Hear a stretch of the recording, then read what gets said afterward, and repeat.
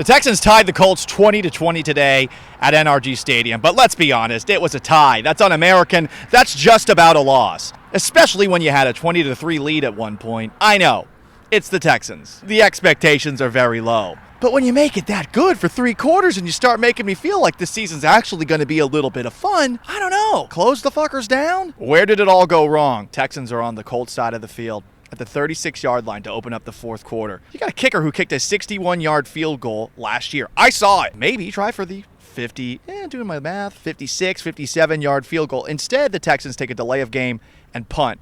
Conservative. It's the NFL. What do you think is going to happen when you decide to kick the ball back to the other team when you're only up by 17 points? Indy marches down the field. They get a field goal. Making matters worse, right after that, the Texans get sacked. Davis Mills fumbles. The Colts score. Texans get the ball back. They go like 13 yards. Colts get the ball back. They score another touchdown. It's 20-20, and at this point, you're thinking, Jesus, are they going to be able to even get out of here and send it to overtime? Because if they give the ball back to the Colts, which they did, they're probably going to lose. I know there's a Davis Mills mafia out there. I'm not part of that family.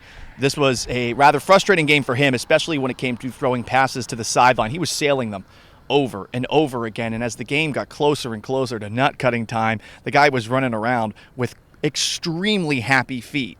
This was a game where Davis Mills does not look like someone that's capable of leading this team down the stretch. I know there's some more frustration about less Dameon Pierce than expected and too much Rex Burkhead, and I would agree with that for the most part, though there was one play where Dameon Pierce in pass protection did not look very good. So you got a shaky Davis Mills. What are you really expecting at the end of a game? Maybe you should, I guess, play for a tie. But God, that's so un-American, as I said before. I get it. Everyone's giving moments of silence for the Queen right now. But here's my moment of silence for what we just saw not going for the win at the end of that game against the Colts.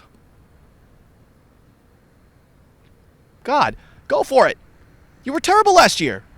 This Colts team beat you 62-3 in 2 games last season.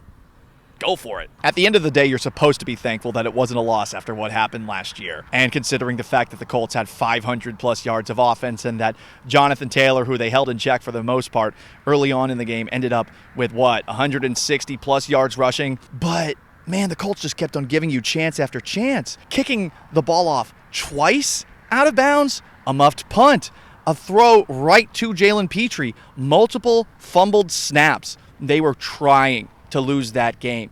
And all you got at the end was a tie. It's not a loss, could be worse, yada, yada, yada. But who isn't frustrated after this deep steel blue balls edition of what could have been a win?